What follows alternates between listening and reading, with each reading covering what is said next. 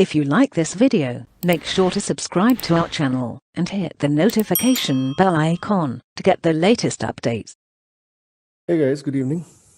You step up, right? Now, how do you step up in your organization? And you say that, you know what, I understand Workday, I understand integration, and I understand this product. So do you have a career choice of moving up to the ladders of being a consultant? Do you want to do that? Or you want to remain in the customer support? No, yeah, I want to move actually. So, but Okay. in my company, there is no, they are not using Workday. So I just want to Yeah, so seek in that another case, opportunity. Yeah.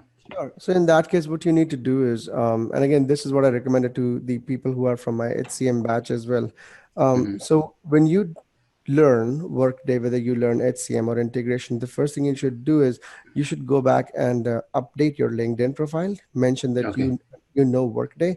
This is what you know in Workday. Like, say, for example, you know, in HCM or in integration, you know, EIBs or custom reports or core connector. So once you mention that, the most of the jobs on Workday side of things are through LinkedIn. So the Okay. recruiters, they look at your profile and they start approaching out to you, and your background on an integration product like Xway and your 12, 13 years of experience via Yeah. IBM is going to be very helpful for you. Yeah. Okay. Yeah. Mhm. Thanks, Mash. Thanks. Sure, no problem. Yeah. All right, we have everybody.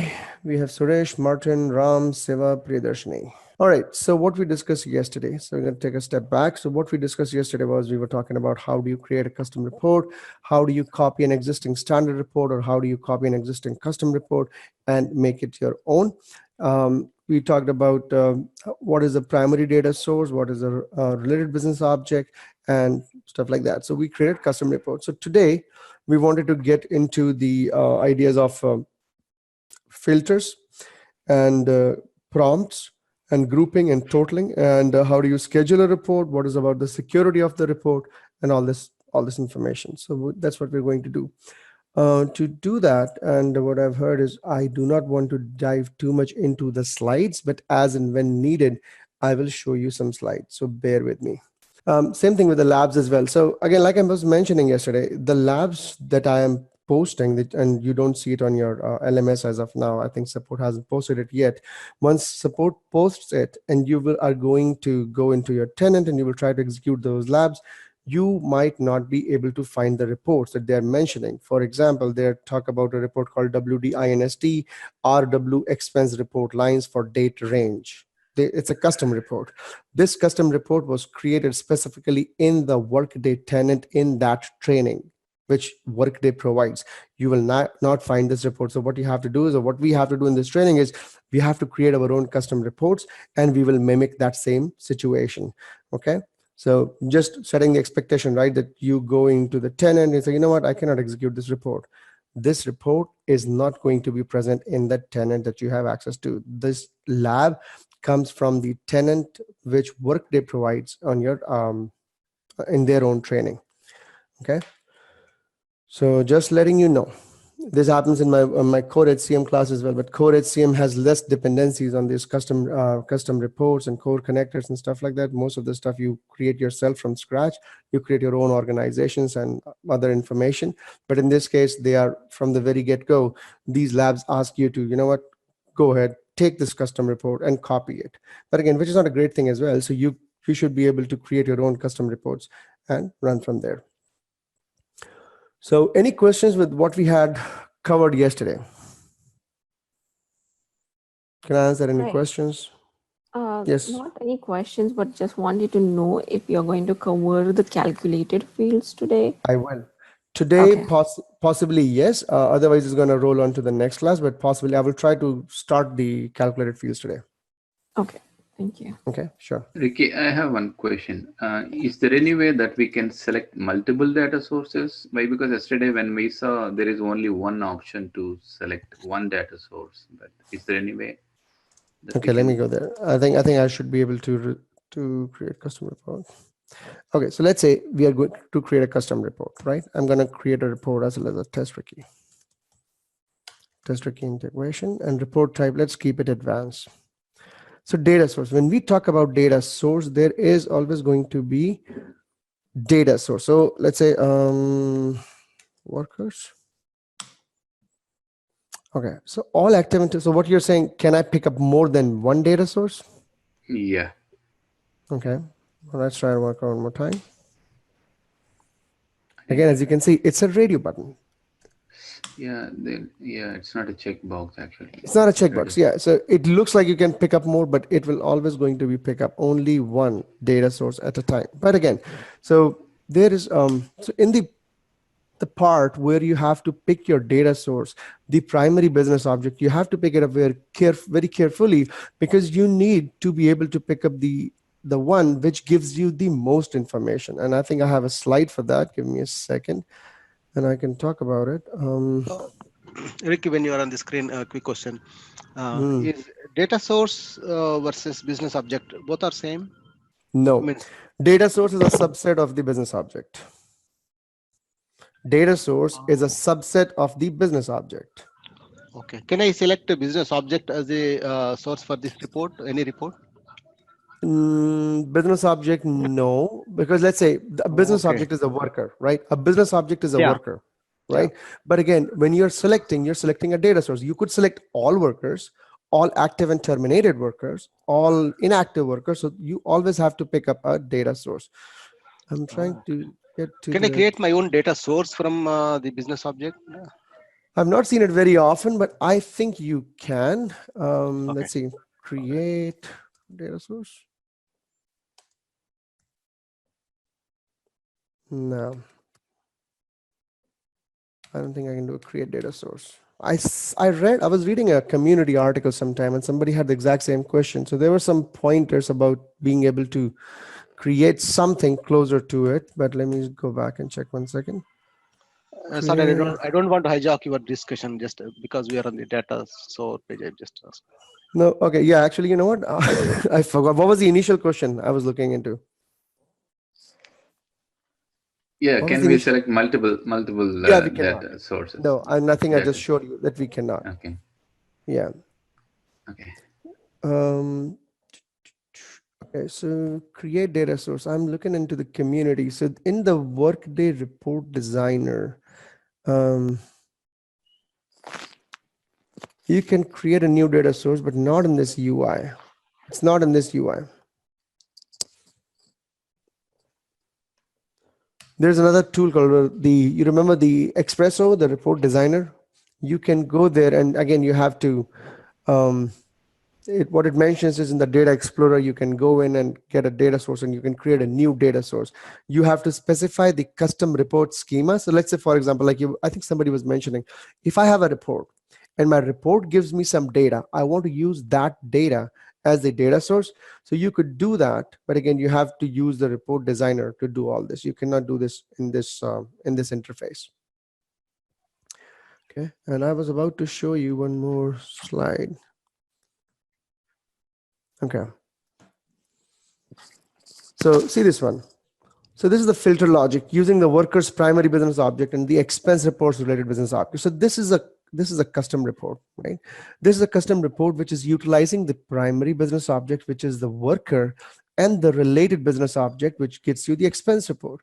So that being said, what needs to happen here is you have to pick up the primary business. So now I think the question was, which one is the primary business object? The data source that gives you the maximum information for your report. If your report needs 15 columns, what is that gives you 10 columns, right? So that thing that gives you 10 columns becomes a primary business object. In this case, it's the worker. There's another slide I think that should help.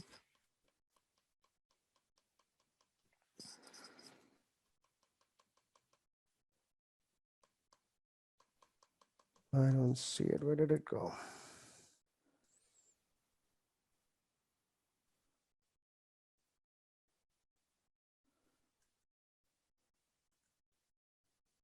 Oh, there we go, actually.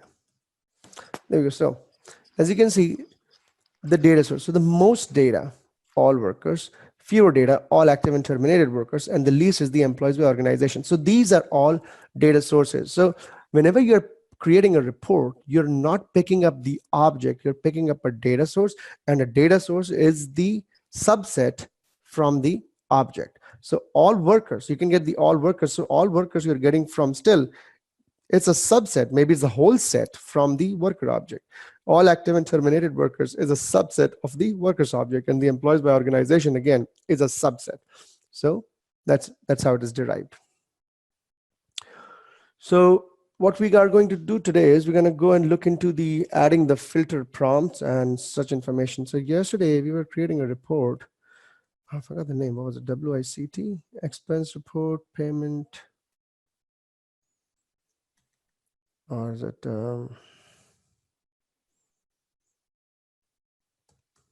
Teresa Scott?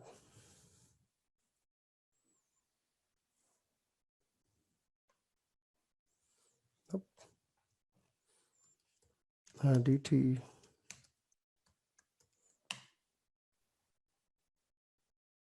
Did I delete my report because I can't see it? Anyways, let's create a custom report. So create custom report. If you are searching for yesterday's report, it is there is a copy or something like that. Yeah, something like that. I cannot find it. We have worker expense report. Maybe we have to proxy as Teresa. Worker expense report, WCT, RW. Yeah, let me try proxying in. But again, actually, you know what? Let's create a new one. Let's do a create custom report. Create custom report. Okay, let's give it a name. It's called as Ricky Test Integration 1. Create a type of advanced, pick up the data source. And in the data source, again, I'm going to see all active. Okay. Temporary report. Okay, so now I'm on this report. And again, if you guys remember, we were creating some information here. So from the worker, let's say I want to pick up the first name. And I want to pick up the last name.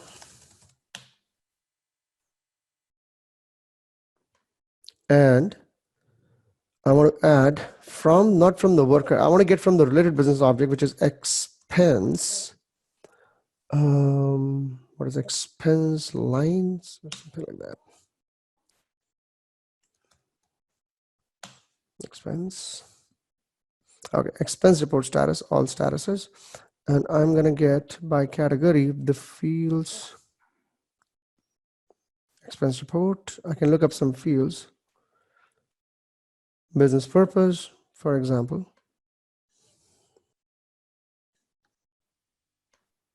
Same thing. Pick up another one by category. Expense report. You know what? Let's pick up amount.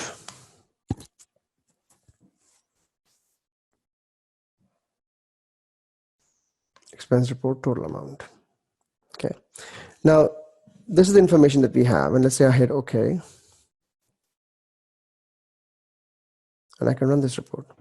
Now, this is an advanced report where we have the data sources, all active and terminated workers. The primary business object is the worker. And again, you can see for Logan McNeil itself, there are so many expense reports. All statuses, we're getting the reports for all statuses with the amount. So Steve Morgan and Oliver Reynolds and this and that. So we have all these information. Now what we can do is we can prompt the user value and have a filter.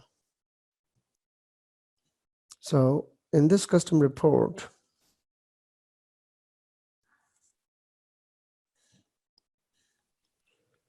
actually, you know, I should add a location, worker location. And the filter, I'm going to add a filter. So there's a filter and there's a sub filter. So in the filter, you put up the fields which comes from the primary business object. And then if you want to filter on some data onto the related business object, you would do a sub filter. So in this one, like let's say I call it location.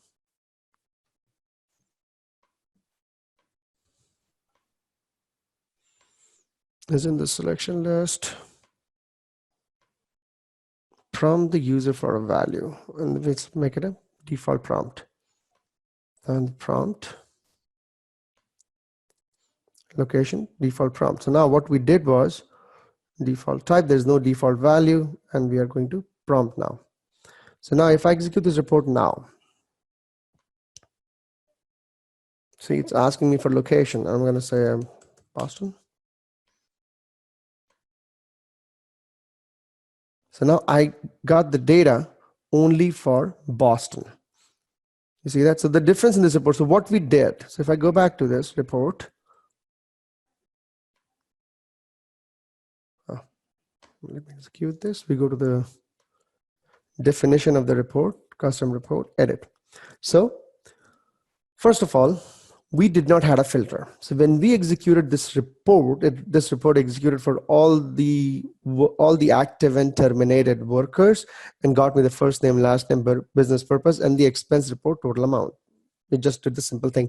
Now I wanted to actually fine tune this report so that this report is going to prompt me for the user input, right? So what is a prompt? A prompt is nothing but a user input. Is asking me for information that I am ready to execute this report, but who do you want to run this report for?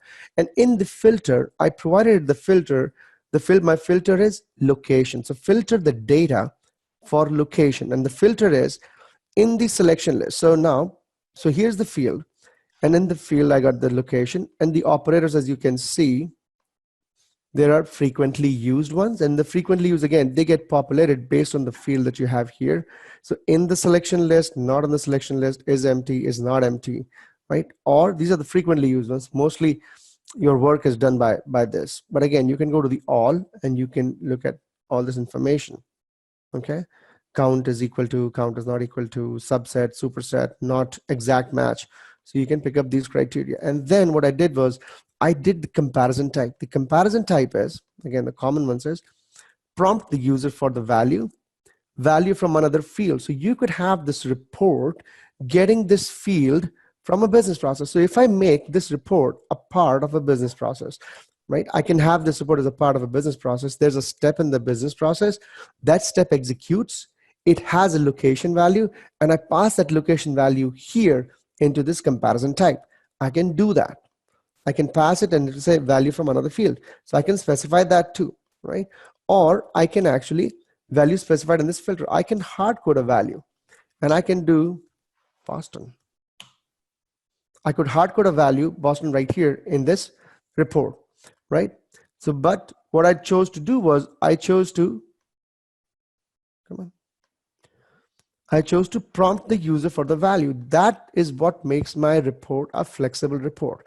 Now I can execute this report. My peer could execute this report. My VP could execute this report. And all they have to do is they have to just go back and change the location when they have to execute the report. Now, because of the fact you mentioned in this filter that, okay, for the location in the selection list, prompt the user for the value, and it's a default prompt. The comparison value is a default prompt. So what you have to do is you have to go to the prompts, and in the prompts I just enable this, like, so you have to come back here and check this, populate undefined prompt defaults. Now you did not create a prompt. You mentioned that location would be prompted, so it's kind of a hidden prompt in the system now where it would be prompting you. So you come back here, you see that it's already there. The location, the prompt qualifies a default prompt. You can specify a label from the prompt, and the default type is there is no default value, right? I can actually provide a default value if I want to do that. Okay, so let's say if I want to specify the default value, and I can say London. Okay, now if I execute this report now, all right, I'm going to run this. You see that? So it automatically has London in it. There are 21 items. I can go back though, but I can remove this London and have Boston. Okay. I can do that too.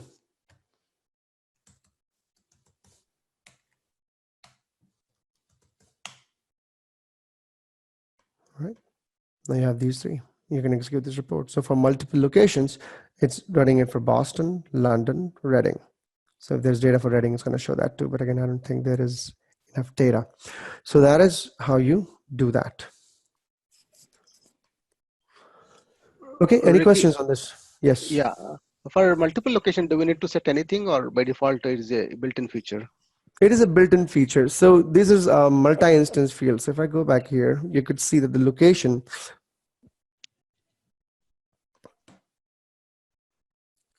contains the location of the work to deliver. It's a single instance field, but again, when you are calling it from the report in the prompt, you could pass in the multiple values for the location. Nothing is stopping you. Okay. If there is a field like a true false field, male, female, gender field, so those cases also does it allow, or does it intelligently stops to select enter multiple values? True false in your prompt. Yeah, I have gender which is male, female, and unspecified. I want to select male and female. It's actually true. So the field is smart enough. When you will use the a Boolean value into the prompt, it'll smart enough to understand that. Okay. My next question is a little bit maybe. So any technology, it is like a back end and front end, right? So whenever we select the data source, it's going to some database internally. How it maintains, I don't care, but it goes to some data source and pulls all the data. So we have three values here. One is filter, subfilter, prompts. So which will filter at the source level, and which will filter at the report level, and which will filter at the runtime? Is there any are there any points that you would like us to note in terms of what would happen is, I got it. So filters are filter prompt. So what needs to happen is, first thing is so the query, the where clause, when the data is being picked, is your data source. That is where you define where all this data is coming from, right? So the subset or the smaller table, so we all understand the concept of a view, right? So a view versus a table, a view is you could configure a view would have a smaller data set, and let's say we have a view. So your view, you could compare it to a data source. So you got your data source. Now, once you have the data coming from a data source, you still want to put some kind of a criteria on it, right? Filter the data. I only want the employees where the last name is some specific value. Now again, now you have a query. Like I'm comparing it to a query where you're setting up a where clause where the last name is like, and then. So now this is going to get a little expensive on your report, the execution of the report. As many filters you have and as many sub-filters. So the filter we are setting, and we have it on the primary business object. And again, you can go to the a sub-filter, and you can do that on a related business object. So it's like a query. So now what you're doing is you're doing a nested where clause, right? So you have filter, you have a sub-filter, and then you have your query set up. And you remember that when you set up a query, you say, pass me the prompt at the runtime. So when prompt has got nothing to do with the executing or the performance of the report. The prompt is just like you're passing the value at the runtime, and then the expensive piece right here is your query. How many filters you have, how many sub-filters you have, what is the data source you picked in, that actually defines the speed at which your report would be processed.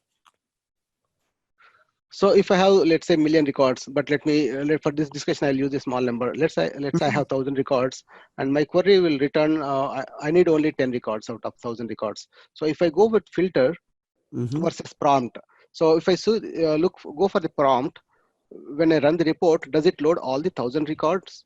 And when I execute the prompt, then it will change only, Boston or only London. Then it will filter at the report level. Versus exactly. if I put at the filter, it will pull only 10 records from the server instead of 1,000 records. On top of that, if I have any prompt, that's a different story. But if I use the filter, so I'll get only 10 records. So that is correct. Okay. That is correct. Yeah, you're right. So your filter would actually define how many records your query is already picking. And then based on your prompt, it's like, okay, you want to get from this, how many you want to pick up. You already have like 1,000 records now. Got you. Thank you. And yesterday we were discussing, sorry, I'm asking so many, but yesterday we were discussing about outer joins, something like that. So if I want, if I have like all employees and they have locations in what is called related business object, I want all the cities where no employee is working. I have 10 different locations and a lot of employees, but there are some locations where there is no employee working. So can I make location as the primary business object and employee as the related business object in this case? No, your worker is still the primary business object. What would happen is the location is a field on the worker where you would have a filter where you would say, give me all the workers where the location or the count of the employees in a given location is null or not null, something like that. You'll have a filter like that. Location is not a business object. I don't think. No, I'm just taking example, a Yeah. live example. It could be different once I learn Workday, Right. I will know that. But if I want to know all the locations where there is no employee reporting,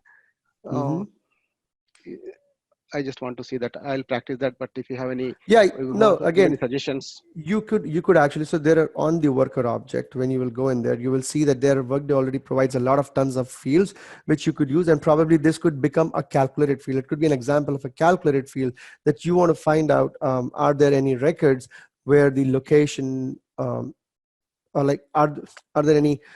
Is there a location where there is no worker, right? You want to get those locations where there is no worker. You could create a calculated field. You could create a calculated field using a condition rule, and you could have a calculated field in this case. And you can use that calculated field that you just created, use it in a report and a filter. Okay. Okay. And I will end with one more last question. Sorry for that. If I'm using the primary and related business object, and I will go with the same example of cities and our working location and the employees. So when I use primary and like related business object, and I'm getting 1,000 records, 1,000 employees are there, and only 15 locations are there. When I see all the active employees, I'm looking for only active employees as per the filter. Okay. Now I got only 100 employees, let's say, and 100 employees belongs to only 2 locations. So now, when I run the report, do I get only 2 locations to my report? If I want to add a prompt with the 3rd location, dude, I didn't understand. Maybe you have been thinking this question for the last 1 hour, but I don't understand this question right now. No problem. I'll send an email so that we can discuss in detail. Yeah, probably. Is this your work scenario? The way you are explaining looks like a situation that you have at work. Exactly. Okay, no problem. I'll send an email. Yeah, send an email. Put it on the LMS so I can have some time. Yeah. Okay. Thank you. All right, moving on. No problem. So adding the filter prompt. So that's how you, again, remember on the prompts, remember this thing right here. Like I said, sometimes you don't know that there are prompts, but there are prompts. So just make sure you do the populate undefined prompt defaults, and these prompts will get populated right here. And then you will see them on the runtime. But if you want to hide them, and again, in this case, it's not required. And I can actually do not prompt at the runtime. Okay. All right, no worries. Okay, what else? So that's that. So, okay, I can go to the, so you guys saw the filter tab. Now I can go to the sub filter tab. And again, I would do is I'm going to add a sub filter. And in this one, I would use the business object will be my expense report all statuses. And I'm going to add a field.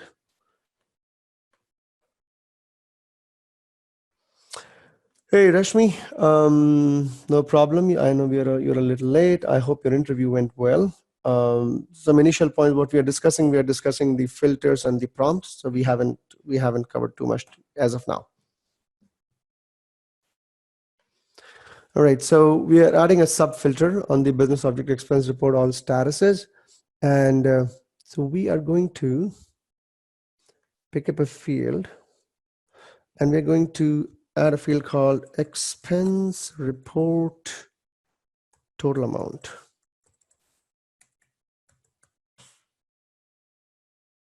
Expense report total amount is going to be greater than, and I'm going to give it a comparison value. Okay, so comparison value specified. Let's do, instead of the comparison value, prompt the user for the value, and it's become a default prompt. Go to the prompts tab. Now we have these two. Now here, expense report total amount, and we have the location. And I don't want to specify a default value, and that's about it.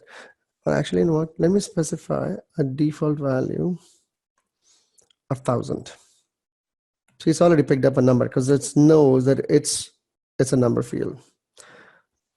Okay, so default value is 1,000, and let's make it required. Hit OK.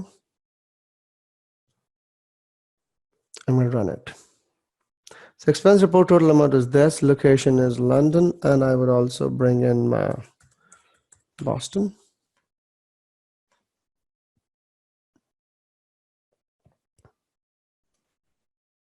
Okay. So I'm getting this record where only the expense report total amount is greater than 1,000. So what we're trying to do here is we added a filter and a sub filter in this case, right? So if you go back to the edit, you can see that on the filter tab, we have a filter where the location is in the is being prompted as a default prompt. Same thing on the sub filter. So on the sub filter, the business object is the related business object, and this sign means it has a one-to-many relationship, right? So you see this symbol. If I go back here and click on it, it's a work delivered. It's a multi-instance. So for a given worker, you can have multiple expense reports. That's what this symbol. It's one-to-many relationship. Okay, and we have if the expense report total amount is greater than. So that's what we are using in this prompt. So that's how you do a prompt. Now we have to add a field with a built-in prompt. And again, I'm doing these off of the lab work that I'm assigning you, but the lab, it's asking for you to edit a custom report that already exists, but we are creating this report as we go because this report that they have mentioned in the lab does not exist in the tenant. So that's why we are creating it. So what we're going to do is, okay, I have something on the chat window. Okay. Okay, Basha from support team, before I end the session, he'll take 5 minutes to explain how to use the LMS. Okay. Yeah, Ram, I see that. There are blank values for the expense report total amount. I'll see that in a second. Okay, so the next thing we're going to do is on the columns tab. So we have the columns tab. From the columns tab, instead of the expense report total amount, we're going to change this field to expense report total amount in reporting currency. So you're going to do expense report total amount in reporting currency.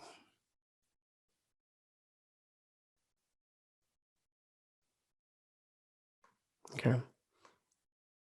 Now this field, as you can see, it's a total of extended amount of months for all expense report line items, blah, blah, blah, work delivered, parameters, reporting currency for CRF. Okay. So you will see how it affects us. So we have made this change. And again, in the sub filter, we have to change this because we are not using this field anymore. We are using a different field. Expense report total amount in reporting currency.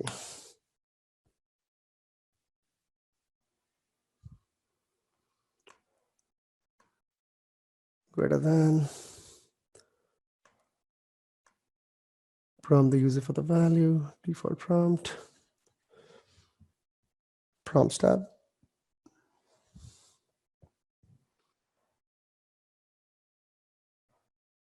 All right, see that? So now we get rid of this expense report total amount. We don't need that anymore because that field is gone, and we have replaced it by the expense report total amount in reporting currency. Now you're being prompted for this, and it also added another prompt, which is reporting currency. Now this was a hidden undefined prompt which you didn't even know exists. So this is the field. So the field that we added right here, the field that we added, expense report total amount and reporting currency, this has a built-in prompt, right? This one has a built-in prompt. The built-in prompt right here, you see this one? It has a built-in prompt called reporting currency. So that is why you see that on the prompts tab, there's an extra prompt for you, which is reporting currency. So I'm going to remove this default value, hit OK.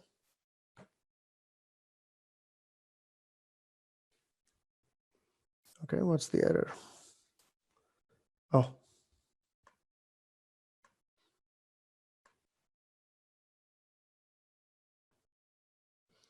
All right, run this. Okay, location, I don't want to specify. Actually, you know what? Let's do Boston. Reporting currency is USD, greater than 1,000.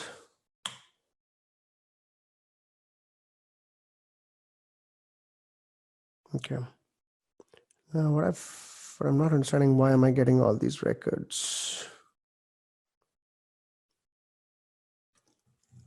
I think we're missing something in the filter. We're not seeing the business purpose and the expense report, total amount, and reporting currency. Probably it could be two things. First thing is we are executing this as Logan McNeil, and Logan McNeil does not have access to most of the expense related stuff. So we should have used Teresa Serrano. But again, when you guys work on it, you can try that. Use the Teresa Serrano user ID to do that. Okay, next thing, creating a custom report. We just created a custom report, and let's create another one. So this lab is, next one is a combination of everything that we have done so far. Can you share the report with Teresa? Yes, I can share the report. I will show you that. How do you share a report? Probably will share the same one. I'm going to note this name somewhere.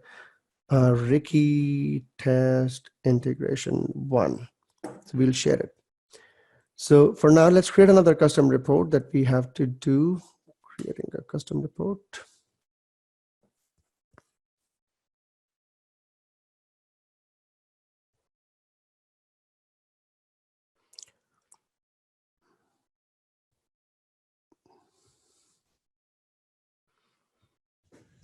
So give the report a report name. I'm going to call it as unpaid supplier invoices.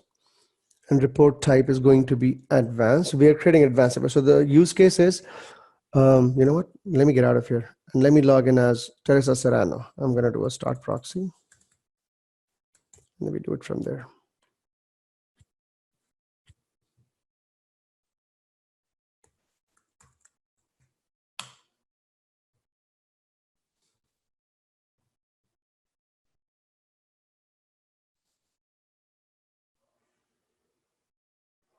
Okay, we are in Teresa Serrano. Do a create custom report. Okay, we're going to call this as unpaid supplier invoices. So the use case is Teresa Serrano needs to create a report showing approved supplier invoices that are unpaid or partially paid. So the invoices are to be approved, but either they're unpaid or they're partially paid. The report should prompt the user for which spend categories to display and ignore a blank value, right? So what we need to do is, so the filter is going to be the approved supplier invoices that are either paid or that are either unpaid or partially paid. The prompt that we need for this one is that for which spend category to display. And if there is a blank, we got to ignore it. Okay. So what we're going to do is also unpaid supplier invoices. Report type obviously is going to be advanced as the report type. Oh, yes, so there was a question that can you have the same report name? You cannot. Unpaid supplier invoices, I'm going to do it. Ricky 1. Advanced. So the data source, and in the data source, I have supplier invoice. Supplier invoice, supplier invoice, supplier invoices. Okay, keep it as temporary report. Now, because of the fact I need to create an advanced report and I have to run some filters and some prompts. So let's see what we got to do. So we have to add some fields. So we have to add some fields. So there are going to be, so if you understand the concept of sales order line item. So on the header level, you have this supplier invoice document, and there's going to be another related business object, supplier invoice lines. So supplier invoice document, we need fields like Let's get company.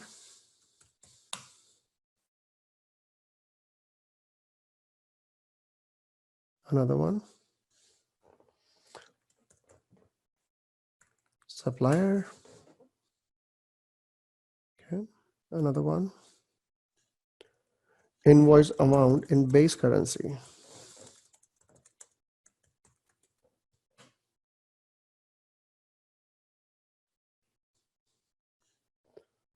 And document payment status. Because we need to make sure that we need to have a filter also, right? That if this invoice is paid, or what is the status of this? So document payment status. Oh, another one, due date.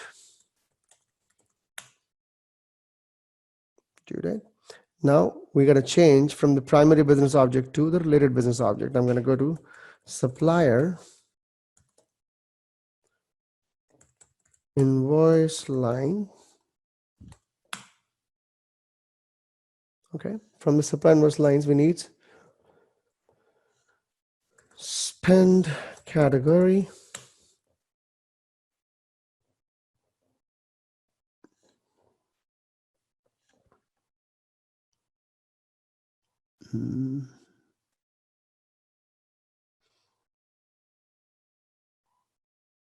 Spend category. Let's use spend category hierarchy. Extended amount in company base. Extended amount. You have to do this lab by yourself. There are no instructions provided when you will do this lab.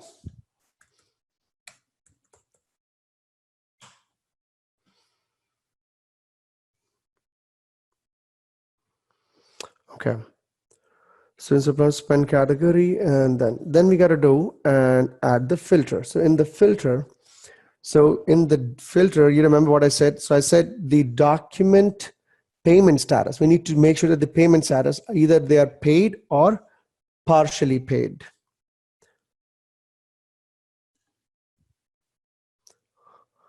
Rashmi, what I mean by no instructions is you will have a guideline, but you will not be told step by step that click here, do that, click here, do that.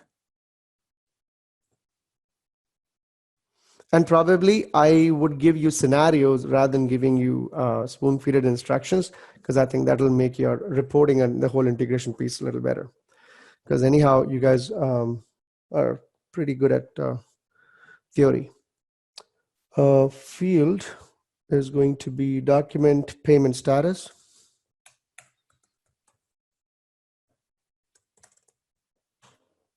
Okay, so document payment status, we're going to check is in the selection list and value specified in this filter, and the comparison values are, you see that it is smart.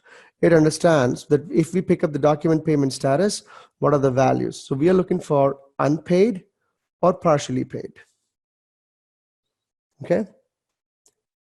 Also, we need another, oops, continue, don't want that. Another one where we need invoice status. Invoice status. It's got to be approved in the selection list, value specified in this filter, comparison value is approved. Okay. So the invoice has to be approved, but the payment status is either got to be unpaid or partially paid. And again, so these kind of scenarios, your HR director coming to you and asking for these kind of reports, it's very, very common. So there's a very, very good use case. And filter by supplier invoice lines is not empty. Supplier invoice lines.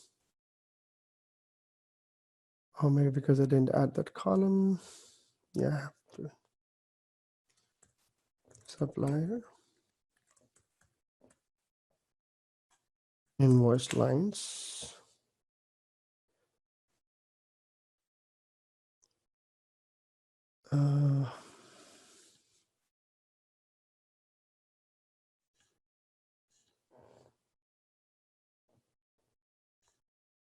I don't see that field in here. supplier invoice.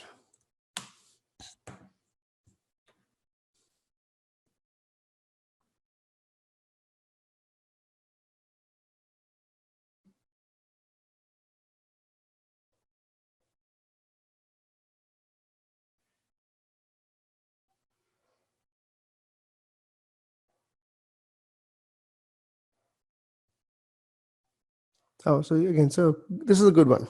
So I have this supplier invoice line, 2 records. Now, which one to pick? So go into the first one, look into this. Supplier invoice line, business object supplier invoice line, it's work to deliver, self-referencing instance, category supplier invoice. Let's look at the next one. This is a billable transaction, supplier invoice lines. Supplier invoice line associated with the billable transaction, work to delivered, and this comes from the supplier invoice line distribution. So we got to go pick the first one. Go back to our filter, supplier invoice line. Dude, really?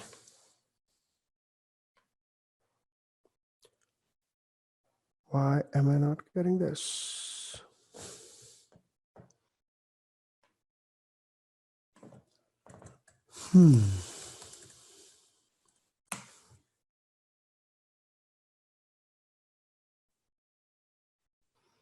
Maybe, you know what?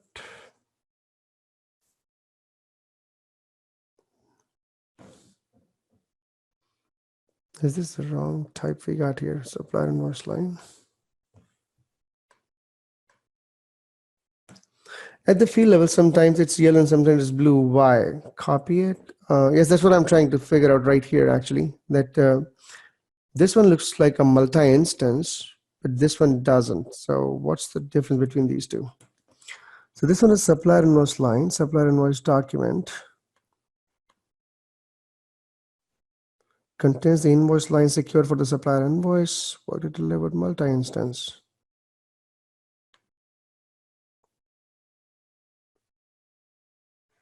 They both are exactly same.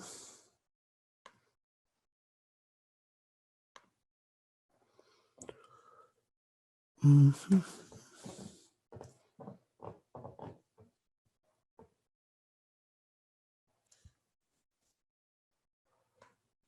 Maybe.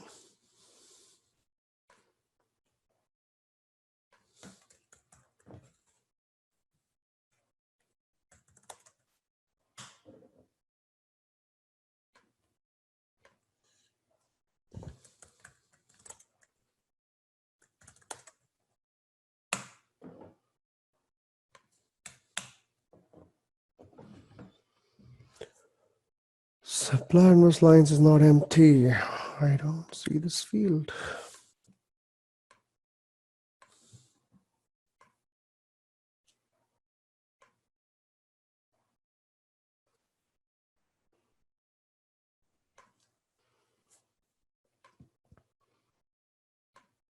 Yeah, it's not sensing it for some reason. Okay. All right. Anyways, let's skip that for a second. Come back. And so we did the filter. In the filter, we have over 2 filters.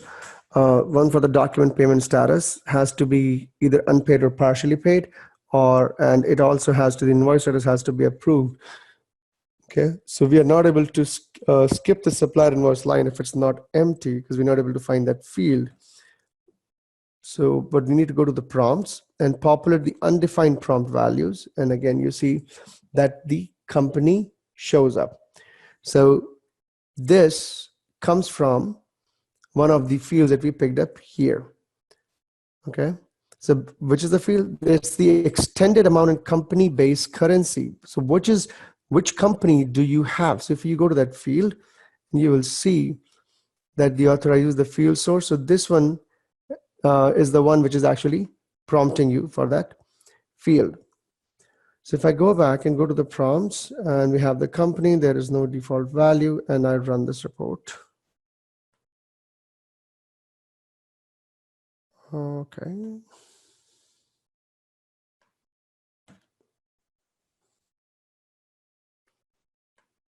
Run company. Global Modern Services, USA.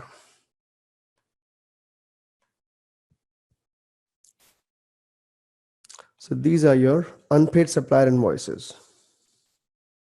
Unpaid, right? So you see the due date, spend category hierarchy, extended amount in company-based currency, invoice amount in base currency, and the supplier and the company and supplier invoice line and all that stuff. So what we have done is we have created a custom report where we actually used a data source, a primary business object and a related business object, and we use the filters. It is of advanced type. We use the supplier invoices filter as the data source filter. We added the fields, and then we added the filters, and based on the filters there was a field which contains a default built-in prompt, and then that's the prompt that you executed when the report. You have to go back and populate the value for the prompt, and from there. Okay, all right. Any questions on this? So some Like, fields are showing in blue color. What happens if you click on that? You can drill down inside. So again, okay. yeah, you can drill into those. Yep. Somebody else had a question. Yeah, Ricky, this is Suresh. Mm-hmm. You're trying to add the sub filter, right? And Mm-hmm. it was showing some error, and you removed it. Yeah, because I had, so again, what I was doing was I was trying to add a sub filter for the supplier line, and I was not able to do that because the field didn't show up for me. So when you do that, let's say I added it and it's here. Now I try to save it. And it's going to give me an error that you have it empty. So again, I did the add and I did not populate it. That's why it's showing me the error. You click on it. The field business object is required must have a value. If you don't want to, just go ahead and remove it. So if by mistake you add a sub filter and you don't want to use it, you have to remove it. Otherwise this thing will complain. Okay. Can you please show us? Can you add one and show us like? Yeah, that's what exactly I was trying to do based on the columns that I had. But I showed you the other lab on the sub filter on the other lab, right? The other expense one that we just did. Yeah, this one supply value. I don't know what's going on with the supplier invoice lines. Maybe we can look at this. Hold on, supplier invoice line. So it's on default area, so it could be used in reporting. Scott, okay. I'm going to go and see this business object and this field. Data sources, a supplier invoice line, supplier invoice line.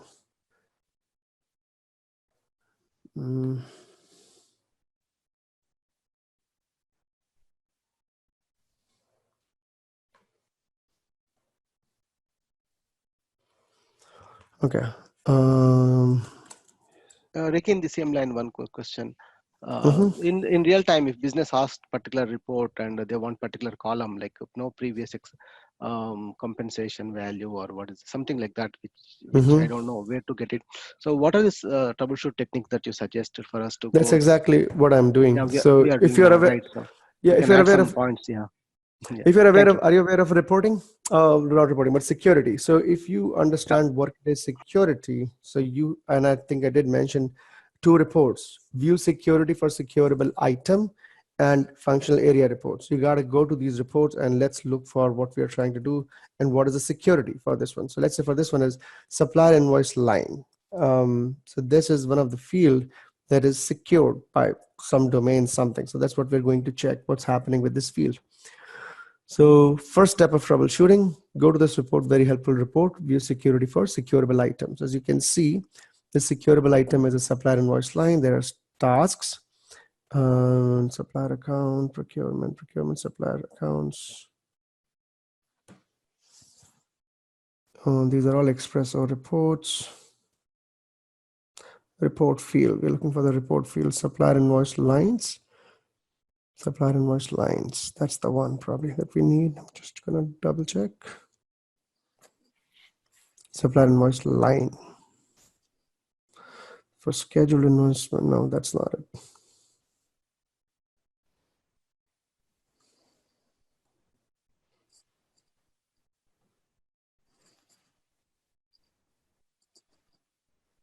Oh, I think I picked it from the wrong object. Supplier invoice line should come from the supplier invoice document.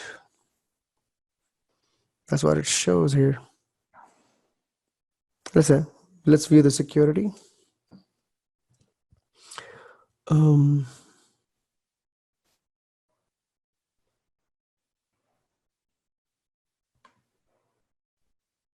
Implementers. So Logan McNeil is an implementer. So is Teresa Serrano. So I go to implementers.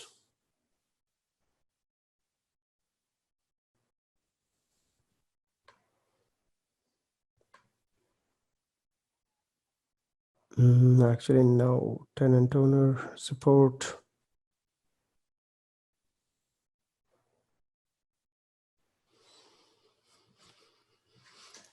Let's go back to this report.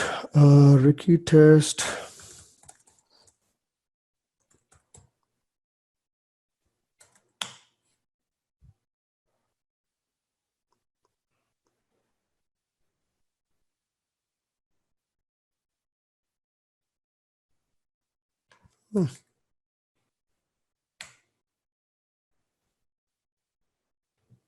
What did we call the report?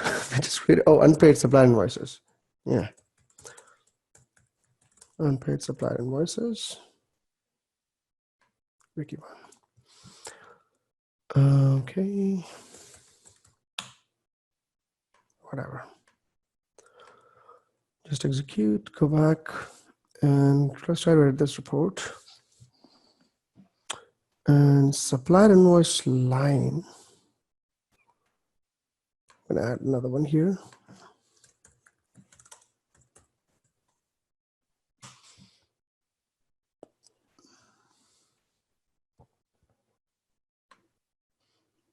Let's see if that makes a difference.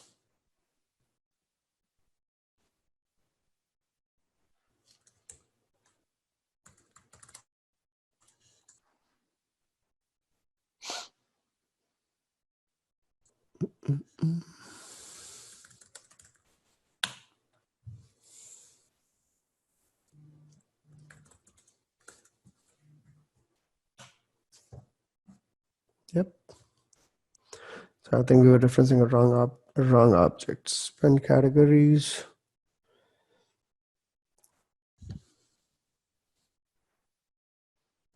Is not empty.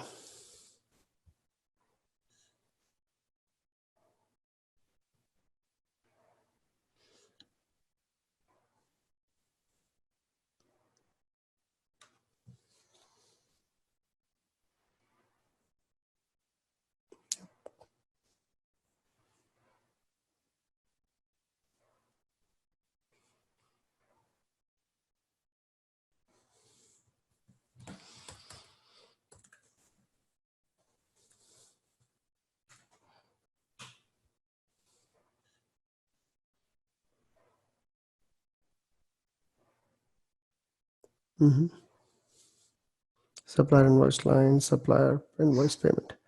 So we were picking it from the wrong Business object. Yeah. Instead from primary, we picked up from the related. Okay, let's take a quick 5-minute break, come back and work on the configuring the totals grouping, and then we start the, what is it called? The calculated, actually sharing a report. We have to work on the sharing and scheduling. So let's try to go back. And so we are on the unpaid supplier invoices, Ricky 1, and this report is owned by Teresa Serrano. And so we have proxied in as Teresa Serrano. We have created this report. And now I want to share this report with, let's say, Logan McNeil, and there's another user, Jack Taylor. Jack Taylor is the manager of the IT help desk department. So I'm going to share this report with those two folks. So before I do that, so there's this report I want to execute and show you. It's called Employee Talent Analysis. Okay. So that asked for a worker, for which worker you want to run this report, and I want to run it for, let's say, Betty Liu. So high potential, current rating, retention, and critical jobs. So this is an employee talent analysis report. Now, again, in this case, as you can see, this is of a type report and it is a securable item. Similarly, the report that we were working on, which is, and I forgot the name again, unpaid supplier invoices. All right. So this is a custom report that we created. In this case, this custom report, there was something that I explained yesterday, that when you create a report, when you create a custom report, that report is only for you. By default, that report is not shared. So if I go to the this report in the edit mode, go to the share tab, you would see that the report definition is not shared. So don't share report definition. Or I can share it with all authorized users, or I can share it with specific authorized groups and users. Okay, so how does this whole sharing thing works in Workday, right? So the way it works in Workday, and I think that I did explain it a little bit yesterday, is that there's this concept of security groups, right? So you saw that when I went into went to the report of view security for securable item, I looked into the securable item. In this case, this report is also a securable item, right? So it is secured by the user who created it. That user is a part of a security group. So the users are a part of a security group, and then a domain security policy links the security group to a security domain, and that security domain is actually securing those related securable items. In this case, it's going to be this report, right? So each domain has its own domain security policy. So in this case, we are running this specific report, or similarly, we can run the active employees and the employee talent analysis reports, but not all the users can execute these reports. For example, this report that we have created, unpaid supplier invoices, this report cannot be executed by Logan McNeil. So if I am, so I'm logged in as Teresa Serrano, and I go back and log in as Logan McNeil, I would not be able to search for this report. So I can actually specifically mention that I want to share this report with authorized groups or authorized users. So let's say I want to share this with Logan, and I also want to share it with Jack Taylor.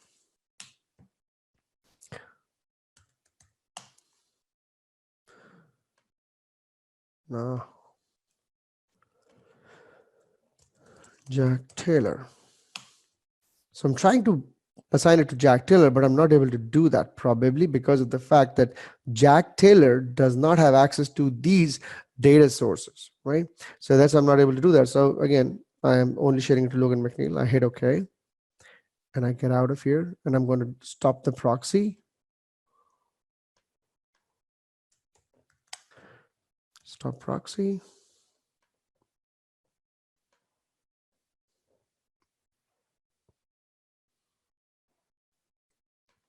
Okay. I go to unpaid.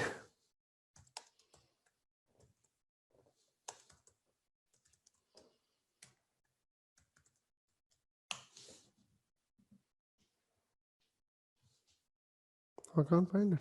Really?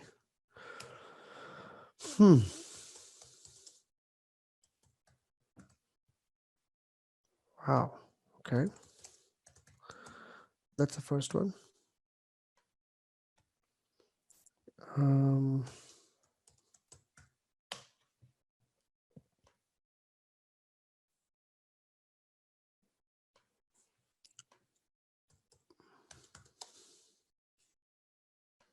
Going back to my report, let's see what happened. So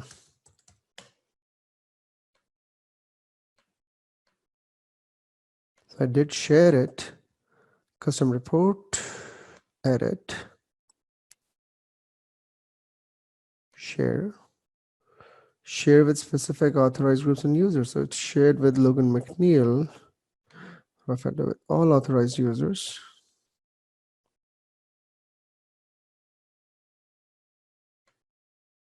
Done.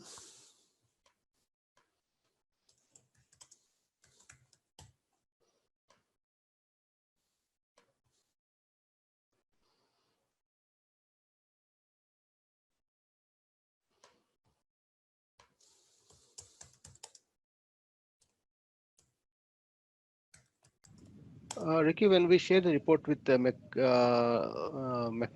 is it supposed to be there in notifications? No, it's not. Oh, okay. Yeah. It's just shared, but again, I cannot search it completely. That's weird. Unpaid supplier invoices does not show up anywhere. Why is that? Not start proxy. I'm gonna do a start proxy. Let me do it other way. Actually, I'm gonna just do a create custom report quickly. Let's test one. Simple. All workers.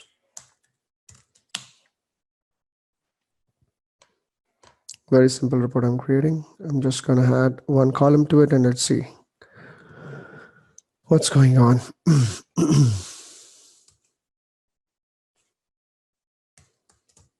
As you can see here, you're not even asked for the primary business object or what. Okay, so I create this report, test one. Okay. Custom report. Oh shit, I created it simple, so I cannot share it. Okay, something that we learned. Test two, let's make it advanced. Data source, all workers. Temporary, okay.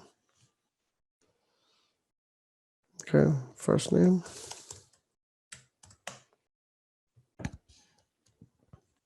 Okay, share. So I'm creating this report as Logan, and I'm going to share it with specifically with T Serrano. Okay. It's called test two. Done. Start proxy.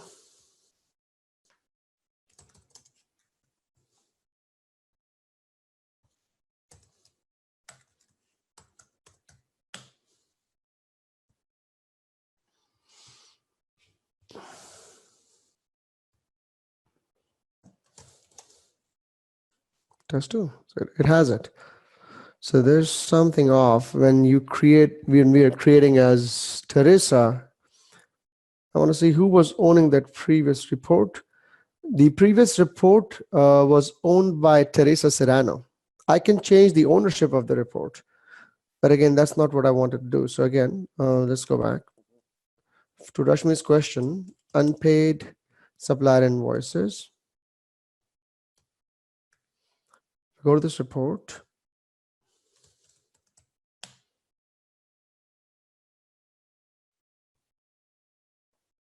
So if I go back here, edit, share. So the owner is Teresa Serrano. Are there any limitations to proxy? So for proxy, first and foremost thing is only available in GMS and sandbox tenants. But again, you have to be a level higher up to be able to do the proxy. Yeah.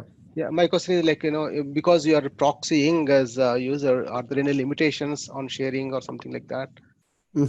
I'm pretty sure it is because of that. So even when doing with share with all authorized users, it's still not able to get that. There is something off. So it's with the user settings.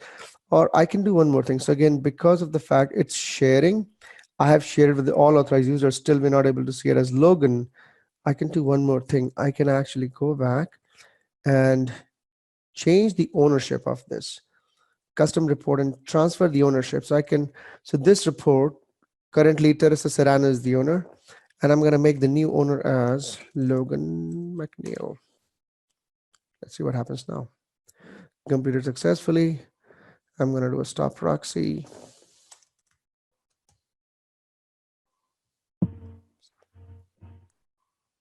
I also believe it is because of the proxy, because you created that report being proxying as Teresa. So that's what the Problem. Yes, you're right. Yeah. Even because, see, I've changed the ownership and still I cannot search for that report. Oh, there we go. Found it. Okay. So now because I made this person the owner of this report, now I see it. Okay, cool.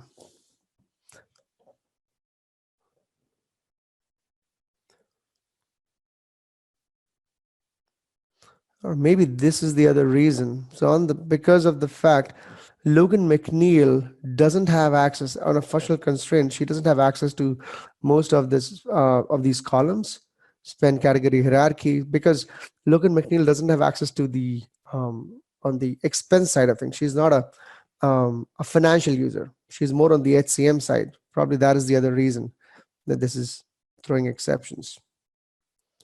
Because this report, there is no problem executing this report as Teresa Serrano. But when you created this here, there's an issue.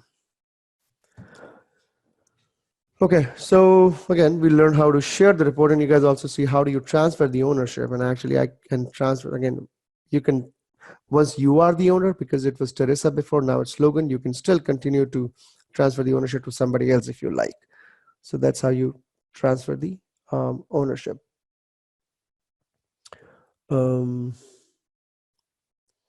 You can see the security settings for a user as well. Actually, there's this report called View Security Groups for User. View Security Groups for User. And we're going to go and see something for Logan.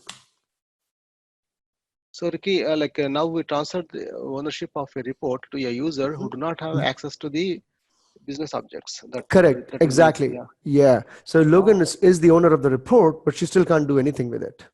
Yeah. Right. Because you remember, we just saw this report. She cannot execute that report. She's going to keep getting this exception until and unless we add her to the user group to which Teresa Serrano is a member of, and that's why she was able to get access to those fields, right? All those supplier invoice lines and all that stuff. So I'm pretty sure she does not have access to the supplier invoice lines. So now she's a member of 139 security groups. Benefits, candidate compensation. What is the main difference in ownership and sharing the report? So the biggest difference of sharing and ownership is if I am the owner, I created a report, I share it with you. You can execute that report, but you cannot make any changes to that report. I am still the owner.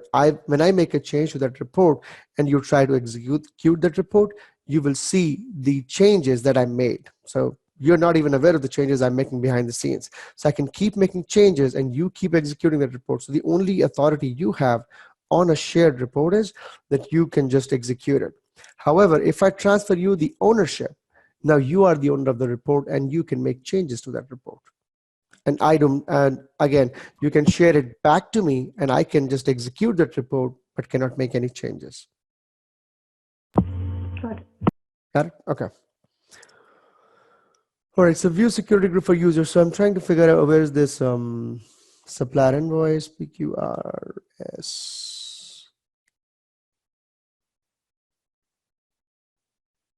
Supplier administrator. So she's a member of supplier administrator, set up supplier, set up report supplier.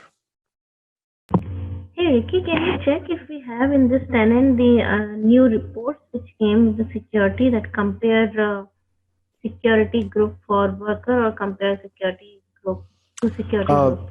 This is an older tenant. It hasn't been refreshed in a while. But do you know what report is it? I can search for it. It says compare. It will come when we type. It's about that, compare security group for worker or compare security group for compare security of 2 worker accounts. Okay. Yeah, something like that. Yeah. Okay, let's check for Logan. And the other one is T Serrano.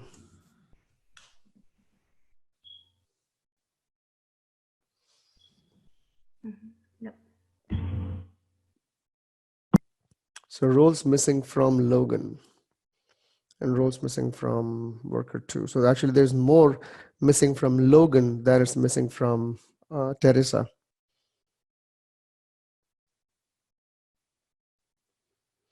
Yeah, so we can actually, me or you, whoever wants to look into it, actually you guys can drill down into this and see what this person has, what the other person doesn't. And maybe that's why it's affecting the behavior we saw. Because as you can see,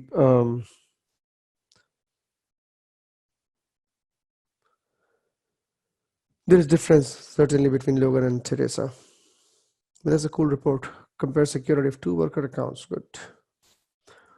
Okay, moving on. So you can see the report. Okay, the next There's thing is one more report which compared two security groups. So compare security for two security groups. That also. compare security for two security groups.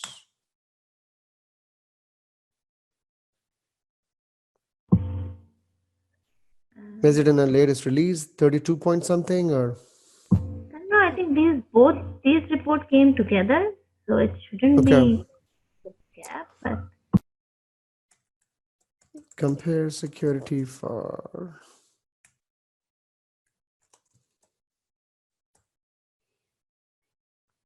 compare permissions of two security groups, probably.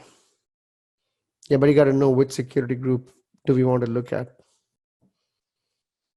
right?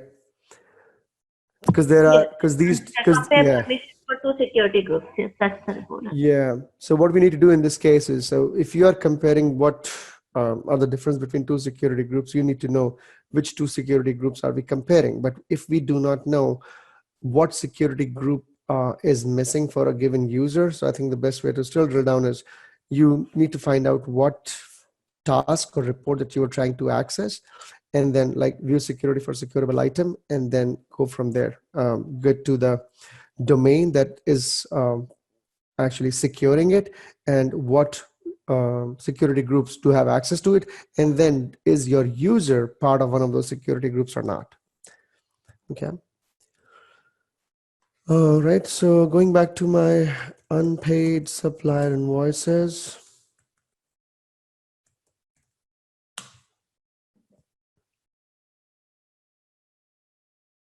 So the next thing is we need to learn how to schedule a report, right? So you can go to your report, and so why do you need to schedule a report? You need to schedule a report so that the employee audit, and you can actually run these reports periodically and share the output, right?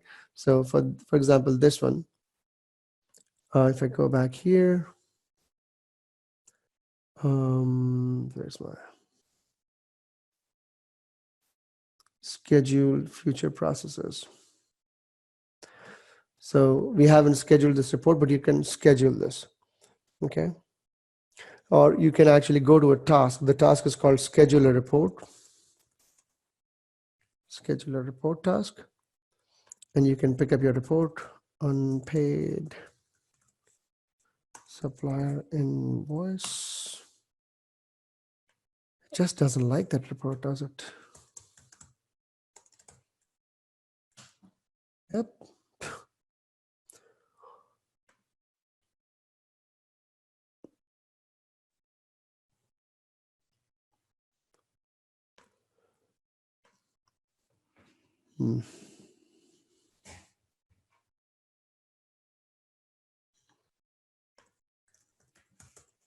I'll pick up something else. I'll just pick up a random report, and let's say you want to do this, and you can specify the run frequency of a report. You can specify you want to run only once in the future, or a daily recurrence, or a weekly recurrence, or a monthly recurrence. So you can specify that, and the report criteria, the scheduling every month or a given month, recurrence type, start time, range of recurrence, and you can specify all that. The output, what do you want to do in Excel, report PDF, or text CSV, report tags, do you want the file to be deleted after, by default it's 5 days, and then you can specify the share. So by default, don't share report output, and the next one is share report output with the specified users. So specify the sharing option for the report output. So when it actually gets executed, you will get a prompt right here where the user is, that your document is ready. So in this case, as you can see, so I have some reports I was executing, and these are some integration systems that were running, and the data was being generated here. So you can see your reports and your data. Any limitation which report can be scheduled or which report not? Because I see previous reports we were not able to schedule, and the other one we are trying to schedule. Yeah, the unpaid supplier, and I think because of all the constraints we have with this user. So, okay, let me do this. Hold on. Let's go to Teresa Serrano. Unpaid supplier invoice.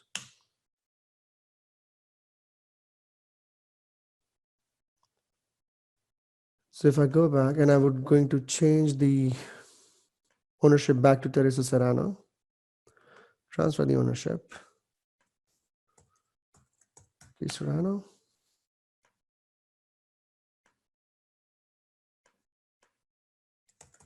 Start proxy.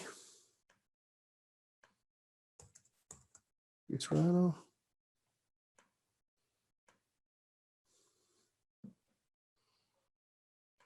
Okay. What is it?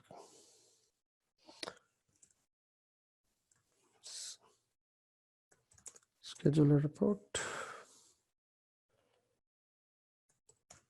Unpaid supplier. There you go. It is just because of the whole proxy thing and that the other user not being a part of the security group where it has the access to those fields and those data sources. That's why we have that issue. But again, we can schedule it right here. Ricky, one question on the prompts, like for scheduling reports. So can I give a default date, like current date or date -1, something like that? Always, whenever I run it, I want to take yesterday date. Okay. Weekly recurrence, let's say. Schedule every week or days of the week, start time. Or you want to specify, like a date -1 or something like that? Yeah, and I should be able to override that in case job failed on particular date. So in that case, you're more on the integration system side of things. So again, don't do that with the report. You can do that with the when you create an integration system using a core connector, you can do that then. So in that, you can actually schedule based on the date. You can do a date calculation like a date -1, date -2, or jump every 2 days, or actually have the file names configurable. Not here. Oh, not in the scheduling. Not in the scheduling. No. Oh, okay. Thank you. Sure. Ricky, one more question. Yes. Like when you schedule a report, right? Like you say once a week. So in case you have prompts for the report, suppose location, for example. So when it's running, that's a how problem. do you do that? Right.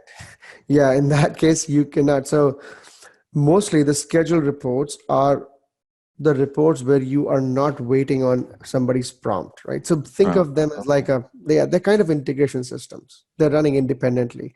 They don't need human intervention. Those are the processes you schedule. You don't schedule a report where you need manual intervention. Are there any persons like, running these reports? If a person is manually running it, you don't need to schedule it, right? Nobody's manually running it. So again, the whole process of scheduling a job. Let's say, for example, you schedule a job. Like could be anything. It could be a Linux job. Yeah. So either you're getting the prompt is populated from some other value. So for example, you have your report executed every 5 minutes. And every 5 minutes, there's a job that comes in from somewhere. It has a value that your report takes as a prompt input. If you're doing that, this report is fine. If not, and again, because in that case, your report is going to be a part of a business process. It cannot be a standalone report. Okay. Yeah. Yeah, Ricky, thank you. Sure. Okay. So I have 2 questions. One is that whole scheduling concept is still not very clear to me.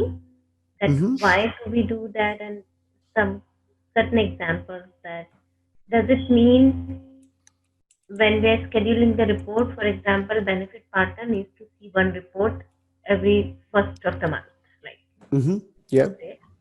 So automatically it will run the report will run and it will appear on his or her dashboard. Exactly. And is that how it works? That schedule that is will exactly and appear there, and after whatever time we decide, after that it will go away from his dashboard. That is correct. That is correct. So on the dashboard, so you will get a notification right here that yes, your report is ready. So you are the owner of the report. You have scheduled this report, but you have shared the output of this report with 10 other people. So when this thing completes, all those 10 people will get a notification alert saying that your report is ready. They can go back and look at that document whenever they want. And then again, it will be deleted after 5 days. And my second question was around output. Can you click on that? Mm-hmm.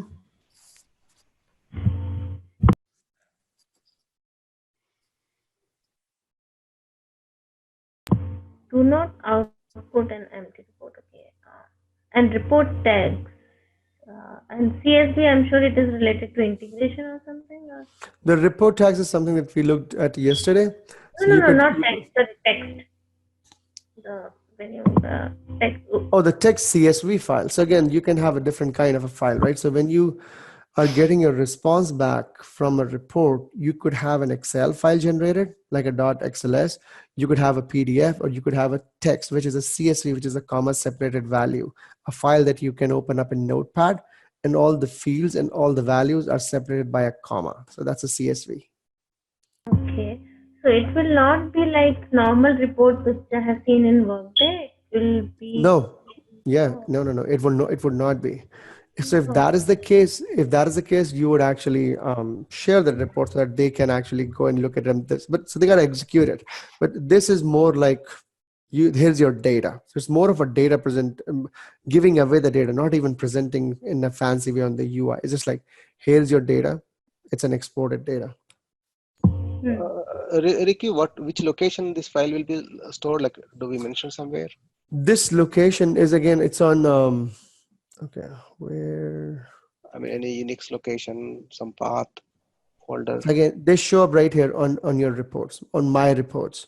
And again, this is always on Workday's cloud. It's not stored locally on your drive anywhere. It's on the Workday cloud. That's why they get deleted after 5 days, or on any time you specify. But they're not persisted forever. Okay, so it will not, the notification will not go out to the user's Outlook inbox? No. Okay, I thought when it is like this format, then it will go that your report is ready. Yeah, it always shows up right here. So let's say you're working on your Workday thing and it's like, okay, and then you see an alert, your report is ready. Or you're not logged in. When you log in for the next time, you will see an alert, your report is ready. But when usually when Workday has some notification or inbox item, it goes to your Outlook inbox as well, that you have certain things to work or you have certain things to approve. Outlook inbox, Workday inbox, which inbox? No, so when you have something to approve or some notification in Workday inbox, that also sent an email in Outlook inbox that you have certain things. That is not always true. That is actually configured by your organization. That do they want to send out a notification to your email inbox as well? So again, if your organization is not configuring your Outlook inbox or your Gmail inbox with Workday, all you will see is alert here, right here in Workday inbox, right? Yeah. So anything that is actionable shows up in the inbox. Anything that is just a notification, for example, a business process notification that your business process is completed, which is a notification, doesn't need your action. So it shows up right here. As far as the reports, again, if your organization has configured it in a way that every time there's a notification that happens, you got to get in your inbox. But as far as I know, these reports, when they are executed, they're completed, they're ready for you, they show up right here in your My Report section. And you can see, otherwise, what's going to happen is this data is always persisted. It's always there for you. But again, because this executes on the cloud, this gets stored here and then it's deleted after 5 days. But again, I'm not sure how your organization actually does that through these reports and then sending them out into your email notification, Outlook or Gmail.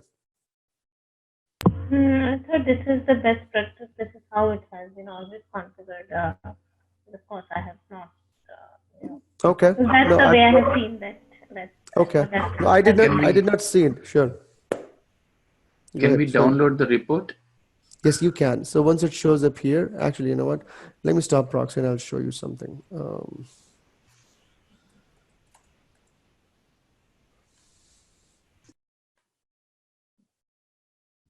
by downloading the report is the report data. So my reports, they could just download this. It just downloads like that. So this is a failure report or something that I was running. You could see right here. Okay. Ricky. Now I see the error message, right? What if the report runs and if there is an error, will the user who expects the report will get an email or something, or we need to set it up? So when you are doing a business process notification, there is a lot of things that you can do because it's an integration system running. It's tied to a business process. You can configure it to get email notification. You can configure it to write the error log into an FTP server. There are several things that you can do. Okay. And again, these failures and all these, when your job runs, when your business process is running, your integration system is running, when it fails, you can actually go to this whole process of integration system. You can drill down into each step when it executed in the business process, and you can see these logs there. Okay. All right, next thing I wanted to start today was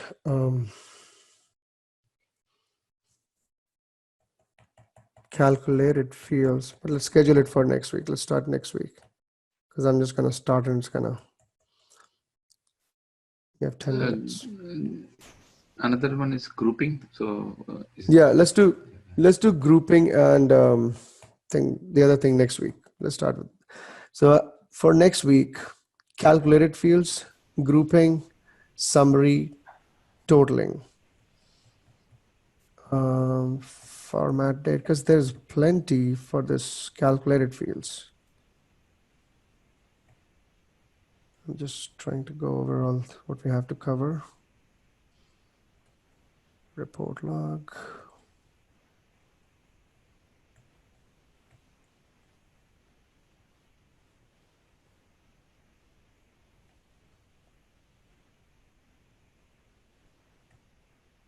Yeah, okay, so we are actually 1 day behind schedule. Actually, we can make it up. So guys, the way I have actually designed this whole thing to work is we have 2 days for reporting, and actually, so we will take 1 more day for reporting. And again, but calculated fields, I have specified 2 separate days for calculated fields, so which could be completed in 1.5 time permits. Then the core connector is going to be 2 days, so that's like 4 hours. Then simple integrations, which includes your report as a service, your inbound EIBs and EIB, which is going to be again 2 days, which is 4 hours. And then the next day is the integration core supplement, and that we will talk about integration system user and doing an outbound and inbound EIBs one more time. So we are looking to complete everything possibly, and I'm just setting up an expectation. Don't count me, don't mark my word. So around the 16th or the 17th of September, or maybe 23rd of September could be your last class. So this is your 3rd class, right, guys? Yeah. This is the 3rd session. 3rd session, 4th, 5th, 6th, 7th, 8th, 9th, 10th, 10th or 11th, maybe 23rd, 24th. So around, so we'll land around 20 to 24 hours worth of training. Okay. Ricky, yes. one question. So suppose tomorrow I want to do the lab now. Yeah. So can you point me where can I start with? Yeah, actually, you know what? Actually, I'm glad you reminded me. Hey, Basha, are you there? Ricky, one question before that. So can I create my own user like McNeil? Like McNeil? Yeah, I can. Can Any I? user. Or any super user, so that I can have, I can share everything. Depends what access is given to you by your Workday administrator. If your Workday administrator gives you a super user, you can create your own super user. No, on the tenant. On which tenant? The tenant that you are given access to? You are given you're given a user called WD implementer. So whatever WD implementer allows you to do, you will do. You cannot create your own user over there. Okay. I should make people aware that this is a very interesting batch of people. they're trying to exploit the system. You're going to get your access and everybody's access revoked. don't change any passwords. Don't create a new user. Yeah. Okay. Hey, Basha. On the reports, are we going with matrix report on other like counts and other stuff? We can again. So I'm on a very strict timeline here. So because you guys have so many questions, we have to cover matrix, right? So again, let's go with the flow. What I have planned, in case whatever we are missing, let's note it down, put it in the parking lot, and we can always come back to it. Okay. Sure. And one more thing. Initially, I was told that it is 35 hours training. Are we shrinking to I think I think Alok misquoted. Our HCM batch usually goes around 26 to 28 hours. The integration class is not 35 hours. No, it's not. I think Alok might have misquoted it. He's not the trainer. I am, so he might have said something wrong. We paid to him, not to you. Yeah, but again, if I'm not there, he can keep his money. I'm just kidding. So again, it's not about the hours. You will have the access to the tenant for as long as you want it, and you will have access to these labs, and you will have access to me over a couple of months. So whenever you run into a situation, you can always ask questions on LMS. But again, a training can go longer if I keep doing what I was doing. I walk you through the PPTs, I walk you through the demos, but what we are doing right now is we are on a kind of a fast track. You guys don't want to see slides, so I skip the slides. When you skip the slides, you're cutting all the time of explaining and stuff and talking points. Now all the talking points are I showing you the demo. So that is why, again, your number of hours are going to reduce, right? If you want to stick to those hours, fine by me. Ricky, what do you think? You know what? My approach is based on, what I have figured is you guys are a smart bunch of people. You guys understand the concepts of Workday, like you for that matter.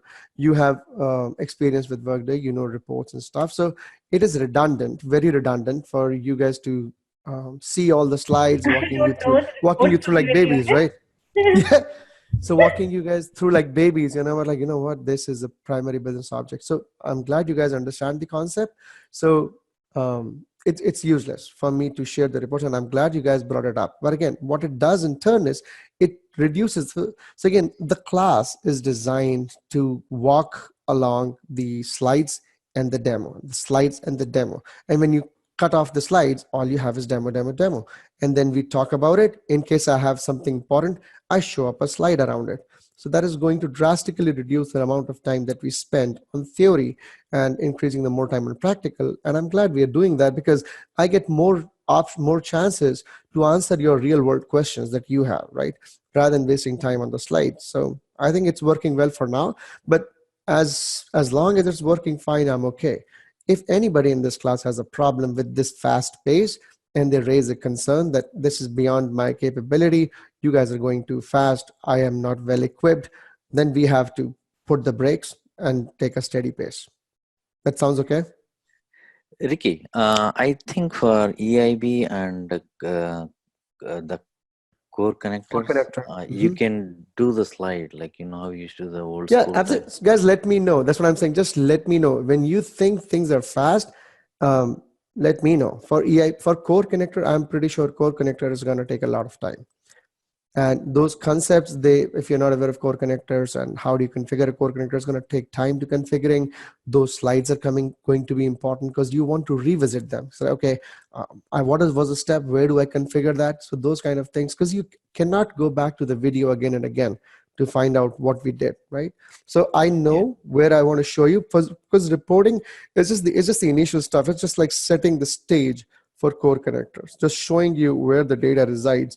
And our core connector comes over, integrations come over, EIB comes over, and then it's just setting up the stage. Yeah, it helps, like suppose you're watching the videos on your smartphone. So it will be helpful if there is a slide and what you're explaining and going on, Reports is okay, but in the future for EIB and core connectors and, like that. Even for simple, yeah, for in simple, when I talk about document transformation, there's XSLT involved, so which is there's the XTT and ETV kind of tags that Workday uses. You have to look at those slides. You have to look at how this data transformation really happens, because if you skip that, you are left by yourself with figuring out how to read this XML data, and it's not pretty, believe me, right? So it's not straightforward for everybody. People who come from a programming background, it's easy for them, but people who have no programming knowledge, for them it comes out to be a little hard. So there, I know I have to show you the slides, so just bear with me when I show you the slides. Believe me, it's important. Then only I'm showing it to you, because I know you guys are like cut the bullshit kind of people. Let's go for the real deal. So I know what you guys need, and we'll tailor it as we go. Okay.